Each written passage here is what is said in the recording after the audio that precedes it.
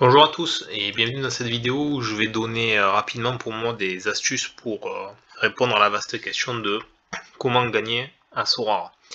Alors évidemment, gagner à Sorare, ça recoupe plusieurs définitions.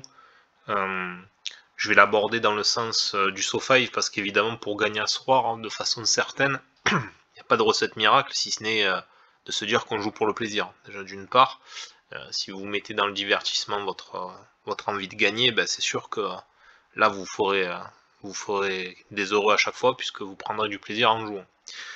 Bon après ça c'est une façon de répondre à la question, de façon certaine, mais là où c'est plus compliqué c'est si on veut gagner de l'argent avec Sora.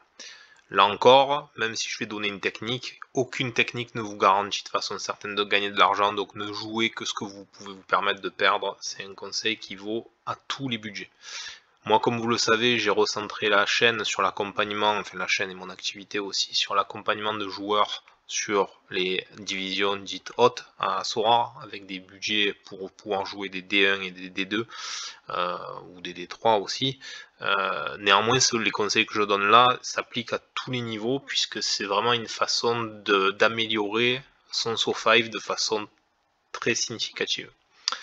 Donc déjà, d'une part, quand vous devez construire une line-up pour le week-end, on va voir comment optimiser vos forces. Donc ça se passe avec Sorare Data, hein, c'est un outil qui vous permet de faire le principe que je vais vous donner, mais sinon vous pouvez le faire à la main aussi, vous n'avez pas forcément besoin de Sorare Data. Néanmoins, Sorare Data va vous permettre de mieux voir les choses. Donc déjà, il y a une chose à comprendre, c'est qu'en SO5, c'est pas toujours avec les cartes du Bayern, du Real et de Liverpool qu'on va gagner toutes les Game Week. Pourquoi? Parce que tout est une question de différence de niveau. Si par exemple votre Bayern rencontre ce week-end-là une équipe forte, comme par exemple Dortmund, il n'est pas certain que les défenseurs, par exemple, du Bayern passent un bon moment parce qu'ils vont avoir fort à faire avec Dortmund. Ils vont peut-être pas dominer le match. Donc ce jour-là, peut-être qu'il ne faudra pas jouer en défense Lucas Hernandez, même si vous l'avez. Donc pour voir quelles sont les cartes que vous pouvez jouer, il faut aller voir dans la rubrique Lineup Builder sur Sorare Data les oppositions qui vous sont proposées. Donc quand je vais dans Lineup Builder, je me mets en Champions Europe Rare Pro par exemple, ce qui va me permettre de voir mes cartes à la fois rares, rouges et super rares.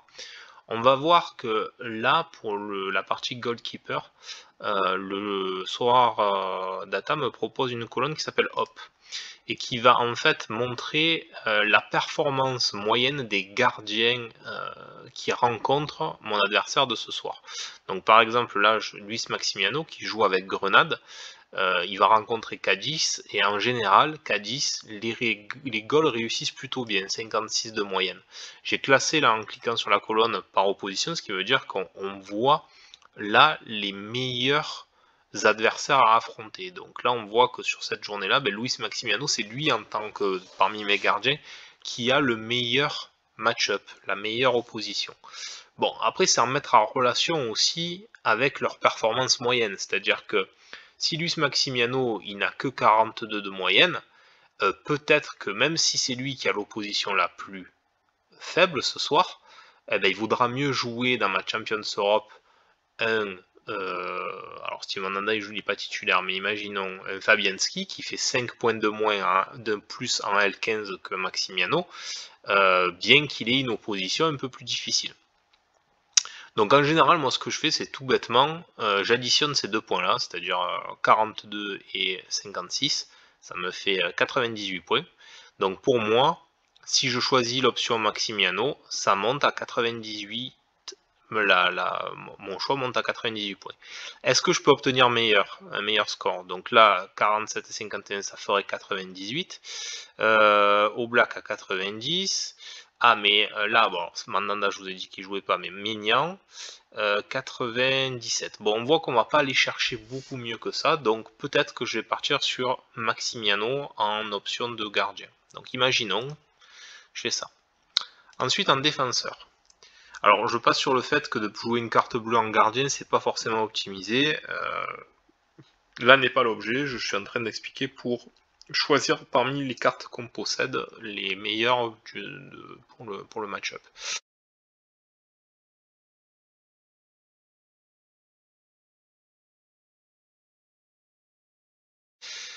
Donc là par exemple je vais faire la même chose avec les défenseurs, ça va peut-être être plus parlant. Donc on voit que West Ham ils ont un bon match-up face à Wolverhampton.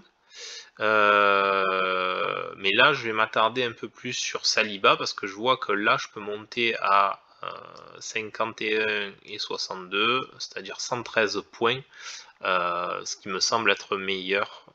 Ouais non là c'est 114, le problème c'est que ces deux là sont pas toujours titulaires avec West Ham, donc je vais faire l'impasse. Davis blessé, donc oui ma meilleure option là ça me semble être Saliba. Parce qu'avec 114, après, 113, après, j'ai pas de meilleure addition. Là, j'ai monté à 109 avec Militao. En plus, il y a la notion du fait qu'il se déplace à l'extérieur Militao. Bon, remarque, on me dirait c'est la même chose pour Saliba. Bon, voilà, là, je serais plutôt partir sur Saliba.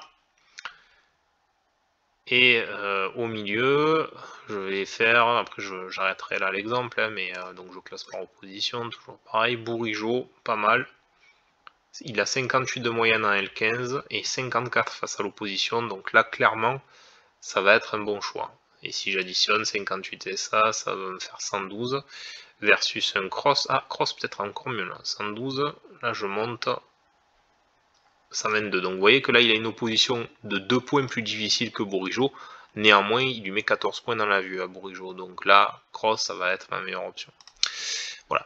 Donc de choisir de cette façon-là les cartes, ça permet vraiment de maximiser son nombre potentiel de points. Après, il y a un autre truc à prendre en compte pour moi, c'est les stacks, c'est-à-dire que dans la mesure du possible, je vais essayer de coupler des joueurs. C'est-à-dire que là, typiquement, je joue un Cross. Si Cross réussit à placer des bonnes passes décisives et des bonnes perfs, c'est bien si je peux le synchroniser avec un Benzema ou un Vinicius, que je n'ai pas ici. Donc de deux choses l'une, après soit je les recrute ces joueurs-là, soit je fais avec les cartes que je possède, puisque si vraiment on veut aller au bout du bout de la démarche en So5, on peut se dire que on peut recruter un ou deux joueurs qui manquent sur la line-up pour faire quelque chose de vraiment fort. Suivant le budget dont vous disposez, il est possible d'avoir une partie de votre effectif que vous composez en fonction des cartes que vous possédez déjà, et de vous laisser une latitude pour faire de l'entrée-sortie. C'est-à-dire, en gros, ben là, je me dis que je peux vraiment aller chercher quelque chose de bien avec un Benzema, ben j'achète un Benzema. Si je l'achète au prix du marché, il faut savoir que c'est très possible de l'acheter pour une seule Game Week. Je l'achète au prix où il se vend actuellement, hein, donc par exemple, donc Benzema, ça va être, je sais pas, dans les 2 Ethers, je sais plus combien ça vaut. Benzema, voilà, on voit qu'en moyenne ça vend à 1,66. Et là, il y en a à 1,72. Donc, si je l'achète comme ça cash, je vais faire un effort de 0,06 Ether. Bon, c'est pas, c'est pas énorme. Je peux très bien le revendre à ce prix-là après. Et voilà, et le prendre juste pour la Game Week. J'ai déjà fait ça. Ça m'a permis de gagner en fin d'année dernière la All-Star Pro. Ou la, je sais plus ce que j'ai gagné, c'était ou la U23 Pro, je sais plus, j'ai fait 2 fois le coup en tout cas. Voilà, c'est des soft 5 que j'ai gagné en prenant des joueurs vraiment pour une Game Week, et après je suis ressorti, j'ai revendu mon joueur quelques heures plus tard, quasiment au prix où je l'avais acheté. Des fois tu peux même faire un bénéfice ou une moins-value, mais qui est vraiment peu significative vis-à-vis du fait qu'on gagne une carte. Donc voilà, il faut penser que ce genre de possibilités existe. Alors, avec le build du line-up builder, ça vous permet de voir avec vos cartes, mais sinon, vous pouvez aller chercher des match-ups qui sont faciles, rien qu'en regardant les calendriers. Alors, il y a des outils que proposent plusieurs managers qui sont des calendriers avec les expected goals marqués. Donc ça, c'est pour construire votre attaque en avant, votre attaque de votre line-up d'attaque. Par exemple, là, je sais qu'en Eurodivise, il va y avoir le match Ajax, qui est vraiment très très fort cette année, versus Go Ahead Eagles, qui a plutôt tendance à perdre ses matchs, quoi, donc et à encaisser pas mal de buts. Voilà, 16 buts contre, donc ça fait une des plus mauvaises défenses du championnat. La meilleure attaque contre une des plus mauvaises défenses, bon, on peut se dire que ça va être compliqué. Bon, ça, voilà, ce type de match-up permet de lecture de calendrier, vous permet de vous dire que si vous avez le choix de jouer des cartes Ajax, ben, il vaut mieux les jouer ce week-end-là. Et pareil, si vous avez du budget à la rotation possible, peut-être prendre un attaquant de l'Ajax ce week-end-là, ça fait sens. Donc ça, faut le mettre en perspective avec d'autres matchs. On voit par exemple que le Bayern va se déplacer à Francfort, et que Francfort, c'est pas l'assurance tout risque. Là, je vois but contre, ils sont à 35, donc bon, c'est pas aussi chaud que eux, mais ça en fait une défense pas folle non plus. Donc bon, voilà, ça se joue quoi, l'attaque du Bayern contre Francfort. Toujours à mettre en perspective de ce qui est faisable ce week-end-là pour aller chercher les meilleurs match-up offensifs ou défensifs. Il est très possible de se dire que ce week-end, l'attaque du Bayern, on la joue, mais il ne faut pas jouer toute l'équipe du Bayern, parce que peut-être que défensivement, ils vont caisser des buts, donc il n'est pas contrôler le match. Donc dans ce cas-là, vous faire un mix entre la défense de l'Ajax et l'attaque du Bayern, par exemple, si vous jouez la All-Star.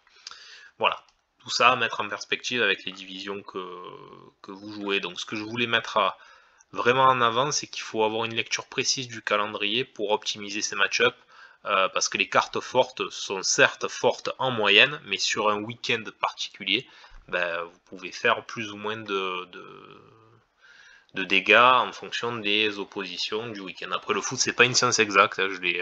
J'ai souvent joué les meilleurs match-ups possibles du week-end, et puis ce jour-là, ben, le Bayern passe au travers, le Real, pareil. Enfin, bien sûr, ça marchera pas à tous les coups, mais les statistiques disent que si vous faites ce genre d'optimisation, en moyenne, vous obtiendrez de meilleurs résultats en SoFi que si vous faites quelque chose de complètement random. Voilà.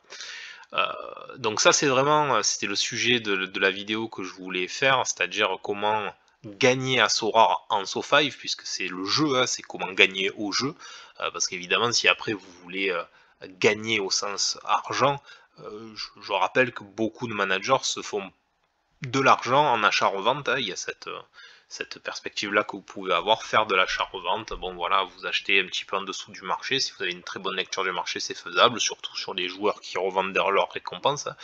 Souvent il est possible de faire de bonnes affaires. Moi par exemple, dans mon club, mes cartes, voilà, j'ai gagné ce week-end lui, Yunus Akgun, je le revends 0,679, alors qu'il me semble que en moyenne il se vend plus cher. Voilà, si on prend sur 2 semaines, 0,727, vous voyez que je suis déjà 0,05 en dessous du prix du marché, hein, puisque ça c'est ma carte, c'est moi qui le vends à ce prix là. Donc là, un gars qui fait de l'achat-revente, il peut tenter de m'acheter ma carte au floor, dont je me débarrasse en tant que récompense, et derrière la revendre, ne serait-ce qu'au prix du marché, et avec ça il peut aller faire un 0,03. Donc ça arrive régulièrement, des gens qui vendent au prix du floor ou légèrement en dessous. Il est possible de faire de l'achat-revente, voilà. Mais c'est pas l'objet de ce que je voulais faire. Alors j'ai choisi un titre un peu provoque, comment gagner à Sorare, et en particulier en So5. C'était plus pour exprimer la technique que pour parler de gagner de l'argent, gagner systématiquement, etc., etc. Voilà, j'espère que cette vidéo elle vous a plu. N'hésitez pas, si vous avez des questions, je réponds en commentaire. Je vous rappelle que je participe de temps en temps à Olympique Sorare, l'émission de Romain Canucci avec le Phocéen qui passe tous les jeudis soirs. Voilà, donc j'y suis de temps en temps. Hein. C'est pas une émission où je suis tout le temps, mais j'y fais des apparitions. Et sinon, je suis dans le chat. Et sinon, pour suivre on va dire les divisions 5, comment ça se passe, etc. C'est intéressant à suivre, donc je vous invite à faire un petit tour si vous ne connaissez pas la chaîne, c'est sur Twitch le jeudi soir. Voilà. À bientôt, passez une bonne semaine.